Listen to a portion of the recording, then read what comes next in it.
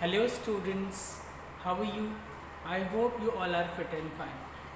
So dear students, as you all know that we have finished chapter 1, the last lesson by Alphonse Daudet and poem 1 by Kamla Das. Now we are reading chapter 2, Lost Spring, written by Anis Jam.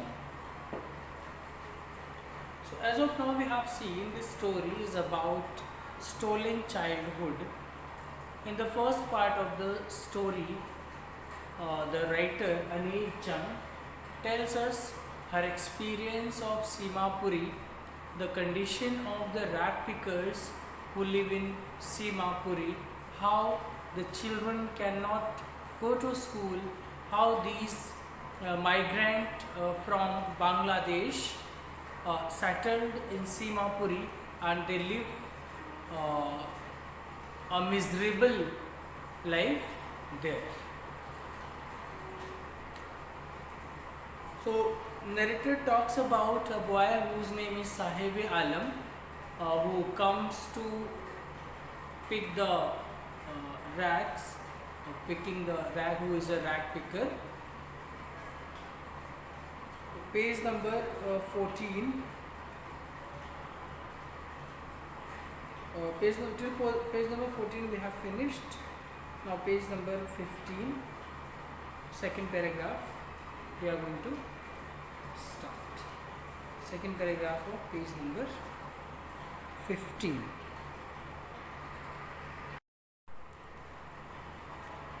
My acquaintance with the barefoot rag pickers leads me to Simapuri.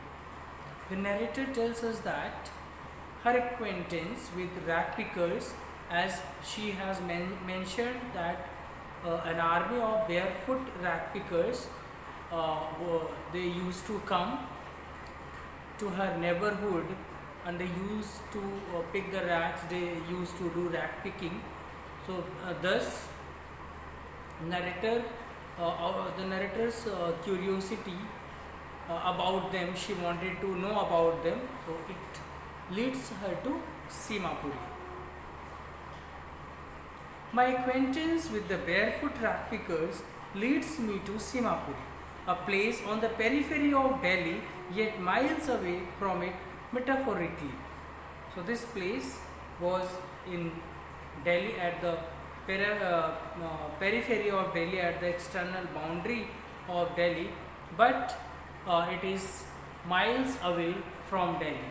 So it means Delhi is the capital of India and it is the place of rich people, but Simapuri is devoid of basic facilities. There is no proper drainage system, there is no proper sewage system, so it is devoid of basic amenities, even though 10,000 rag pickers live there in the miserable condition. So that is why Simapuri is at the periphery of Delhi, at the border of Delhi, but it is miles away from Delhi because it has no facilities as the posh areas of Delhi are having. Those who live here are squatters who came from Bangladesh back in 1971. Those who live here, they are the settlers. They are who settled there illegally and they have come from Bangladesh in 1971. Sahib's family is among them. Sahib's family is among one out of those rag pickers. Simapuri was then a wilderness. It still is. Simapuri those days was a deserted area, but still Simapuri is a deserted area. But what is the difference from that deserted area and from the deserted area which is today there?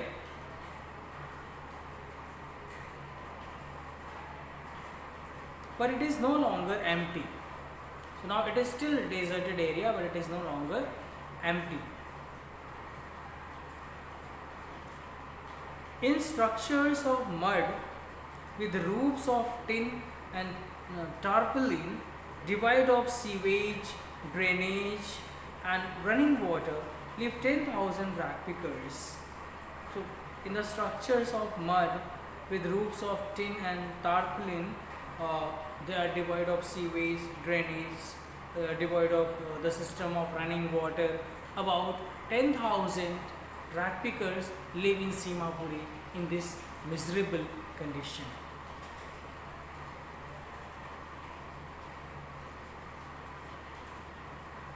They have lived here for more than 30 years without an identity, without permits, but with ration cards that get their names on voters list and enable them to buy grain.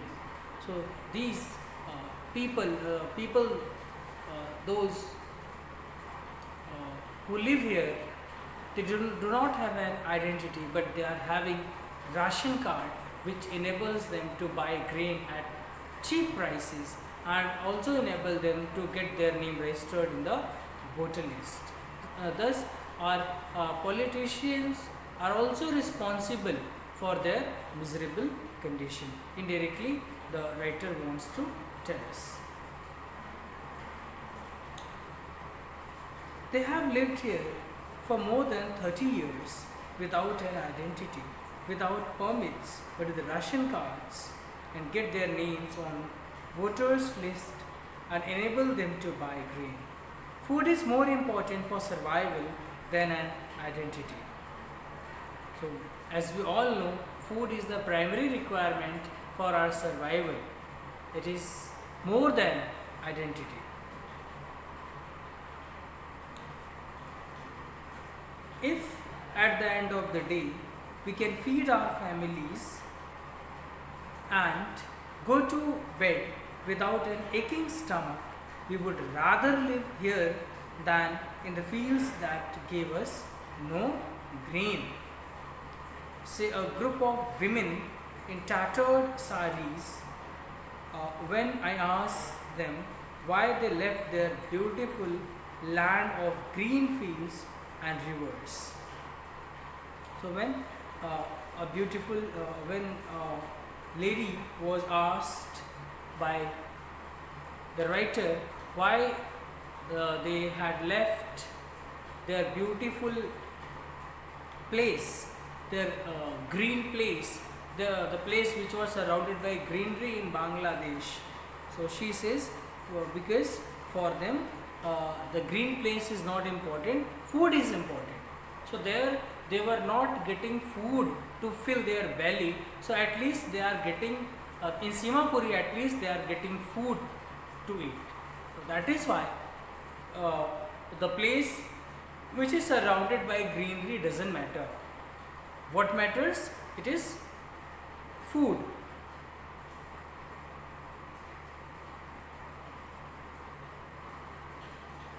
Wherever they find food, they pitch their tents, and that becomes transit homes. Children grow up in them, becoming partners in survival. And survival in Simapuri means rat picking. Through the years, it has acquired the proportions of a fine art. Garbage to them is gold. It is their daily bread, a roof over their heads, even if it is a leaking roof. But for a child, it is even more. So in Simapuri, for those people, garbage is a source of their earning, source of their food, source of their roof, their house, because whatever the valuables they were getting from the garbage, by selling it, they were buying their food and they were able to have a roof even though it is leaking. I sometimes find a rupee, even a 10 rupee note. Sahib says, his eyes lighting up. When you can find a silver coin in a heap of garbage, you don't stop scrounging. So narrator says that if one finds anything, a silver coin once in the garbage, so he cannot stop scrounging. For there is hope of finding more. It seems that for children, garbage has a meaning different from what it means to their parents. For their parents, garbage means, it's a source of their food. But for children, it was something which was wrapped in wonder. For the elders, it means of survival. It is a means of survival. Now, look at next paragraph. My acquaintance with the barefoot rag pickers leads me to Simapuri.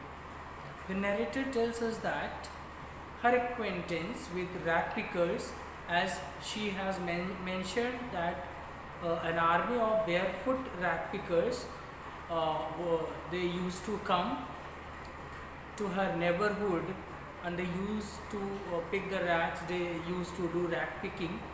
So thus the narrator's curiosity about them, she wanted to know about them, so it leads her to Simapuri. My acquaintance with the barefoot rag pickers leads me to Simapuri, a place on the periphery of Delhi, yet miles away from it metaphorically. So this place was in Delhi, at the periphery of Delhi, at the external boundary of Delhi, but it is miles away from Delhi. So it means Delhi is the capital of India and it is the place of rich people, but Simapuri is devoid of basic facilities. There is no proper drainage system, there is no proper sewage system, so it is devoid of basic amenities, even though 10,000 rag pickers live there in the miserable condition. So that is why Simapuri is at the periphery of Delhi, at the border of Delhi, but it is miles away from Delhi because it has no facilities as the posh areas of Delhi are having. Those who live here are squatters who came from Bangladesh back in 1971. Those who live here, they are the settlers. They are who settled there illegally and they have come from Bangladesh in 1971. Sahib's family is among them. Sahib's family is among one out of those rag pickers. Simapuri was then a wilderness. It still is. Simapuri those days was a deserted area, but still Simapuri is a deserted area. But what is the difference from that deserted area and from the deserted area which is today there?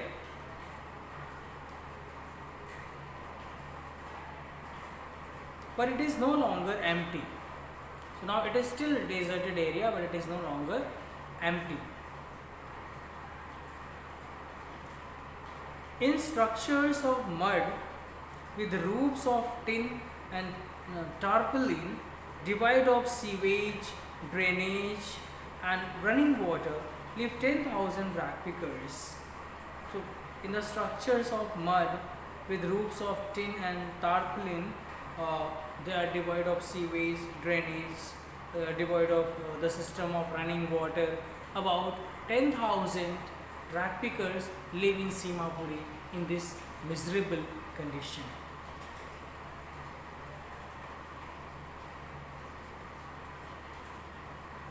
They have lived here for more than 30 years without an identity, without permits, but with ration cards that get their names on voters list and enable them to buy grain.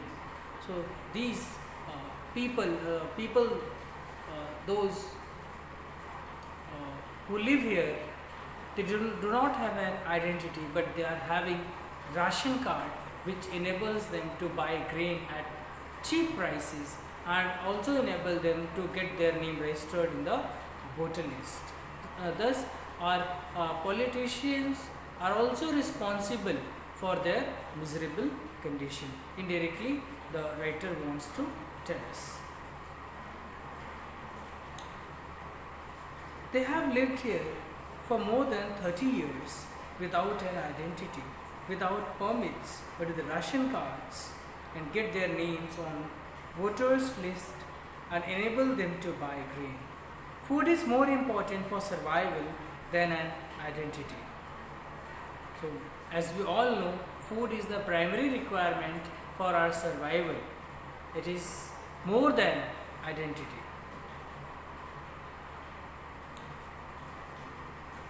If at the end of the day we can feed our families and go to bed without an aching stomach, we would rather live here than in the fields that gave us no grain. Say a group of women in tattered saris, when I asked them why they left their beautiful land of green fields and rivers. So when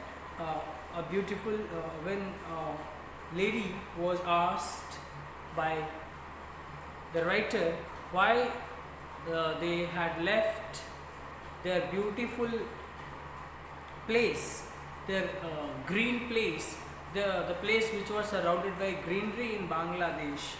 So she says, because for them the green place is not important, food is important.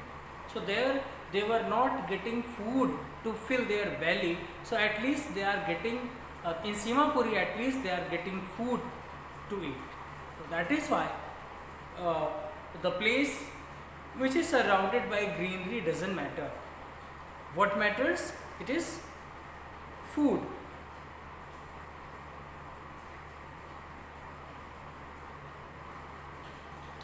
Wherever they find food, they pitch their tents, and that becomes transit homes. Children grow up in them, becoming partners in survival. And survival in Simapuri means rat picking. Through the years, it has acquired the proportions of a fine art. Garbage to them is gold. It is their daily bread, a roof over their heads, even if it is a leaking roof.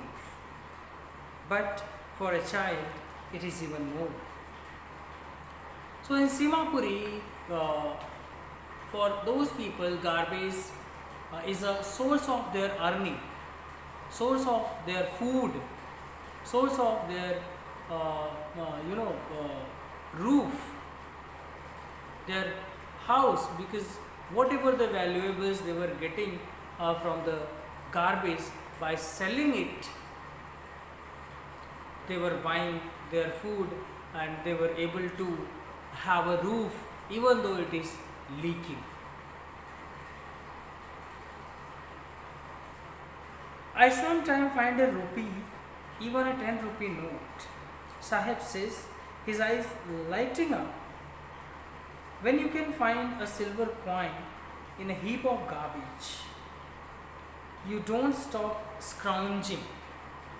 So narrator says that if one finds anything, a silver coin once in the garbage, so he cannot stop scrounging. For there is hope of finding more.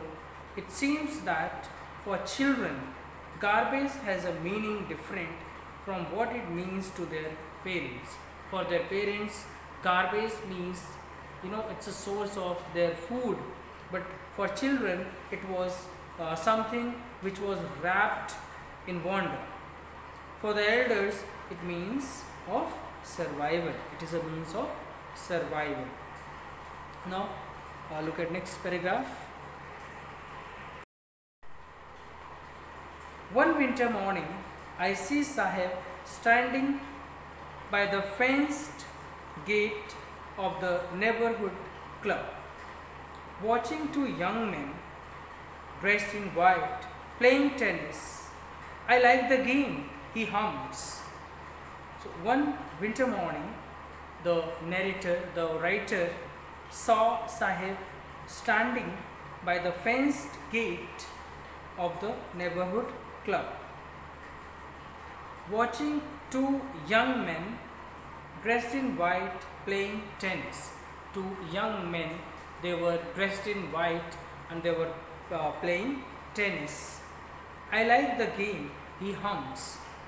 So, Sahib hums. So Sahib murmured that he liked the game. Content to watch it standing behind the fence. He was satisfied by watching the game behind the fence. I go inside when no one is around. Further, he says that he used to go inside when no one is around. He admits the gatekeeper lets me use the swing. He admits that the gatekeeper lets him use the swing. Sahib too is wearing tennis shoes that look strange over his discolored shirt and shorts. Sahib was too wearing tennis shoes, but which was mismatching his dress. Someone gave them to me, he says in a manner of an explanation. The fact that they are discarded shoes of some rich boy, who perhaps refused to wear them because of a hole in one of them, does not bother him. Someone has rejected the shoes because it was having a hole, but having a hole in shoes doesn't matter for Sahib.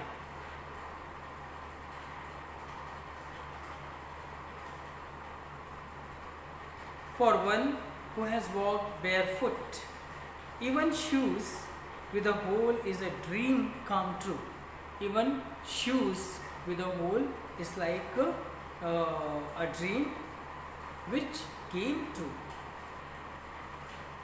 But the game he is watching so intently is out of his reach. But the game which he was watching so attentively, so in an attractive way, lovingly, it was out of his reach. This morning, Sahib is on his way to the milk booth. This morning, Sahib was going to the milk booth. In his hand is a steel canister. He was having a steel canister. I now work in a tea stall down the road. So he admits that, he says, pointing in the distance. By pointing in the distance, he says now he works at a tea stall. I am paid 800 rupees and all my meals. He further says he was paid 800 rupees and meal for his job. So does he like the job? I ask. His face, I see, has lost the carefree look.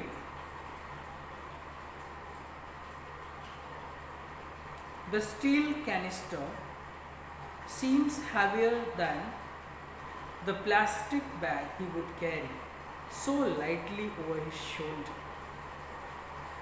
So that canister was seen so heavy, heavier than the plastic bag which he used to carry earlier when he was a rat picker. Because when he was a rat picker, he had freedom. He was free. He was not working under anyone. But now here at the tea stall, he was working under someone. So that is why that canister was, that metal box of tea was heavier than the plastic bag which he used to carry when he was a rag picker.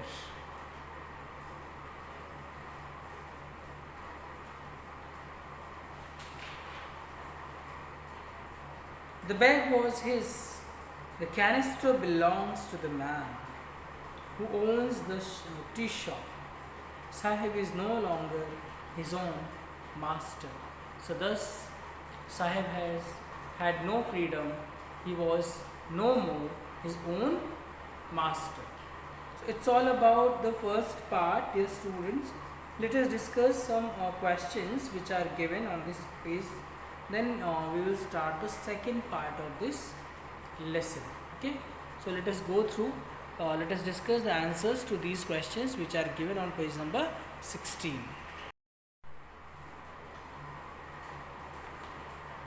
Question number 1. What is Sahib looking for in the garbage dumps? What is Sahib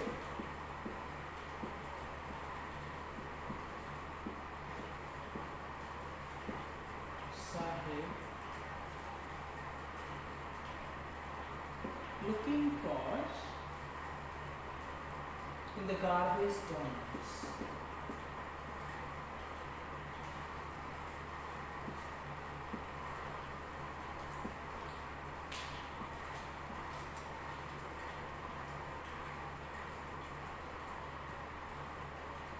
Where is he and where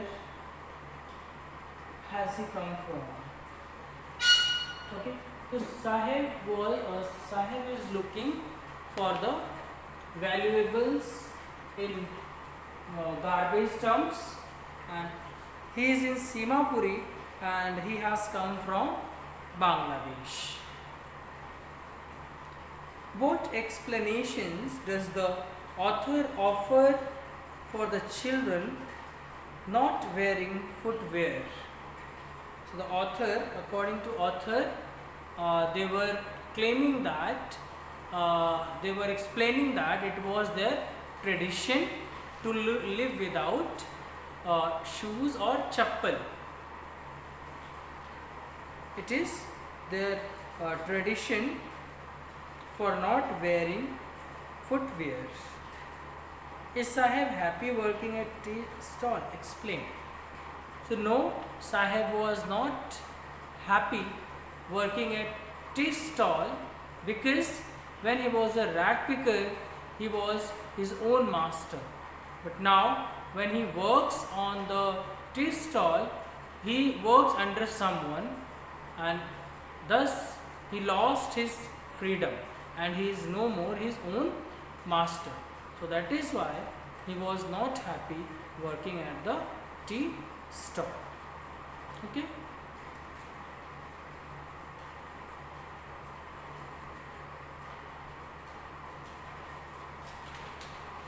Part 2. I want to drive a car. So part 2 we will be going through in the next video tomorrow. It's all about today. So thank you students for watching this video. See you tomorrow.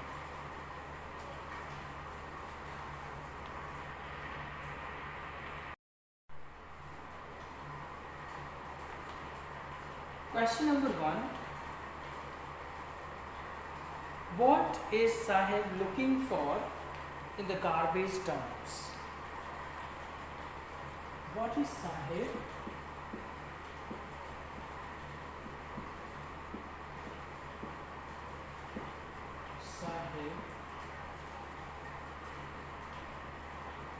looking for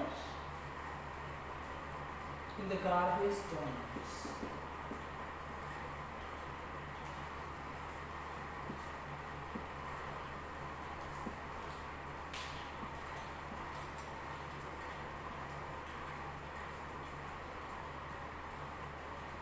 where is he and where has he come from?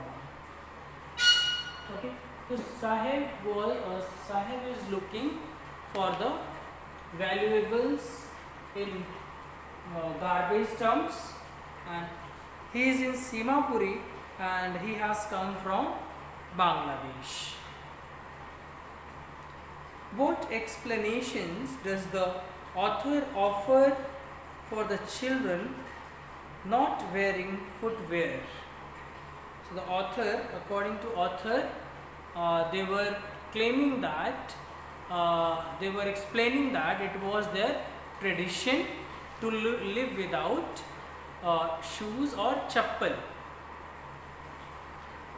It is their tradition for not wearing footwear. Is Sahib happy working at tea stall? Explain.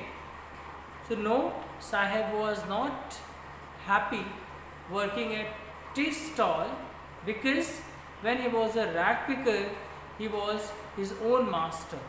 But now when he works on the tea stall, he works under someone, and thus he lost his freedom and he is no more his own master. So that is why he was not happy working at the tea stall. Okay.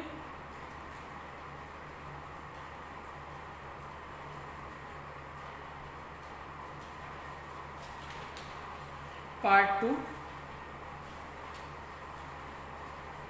I want to drive a car. So part 2 we will be going through in the next video tomorrow. It's all about today. So thank you students for watching this video. See you tomorrow.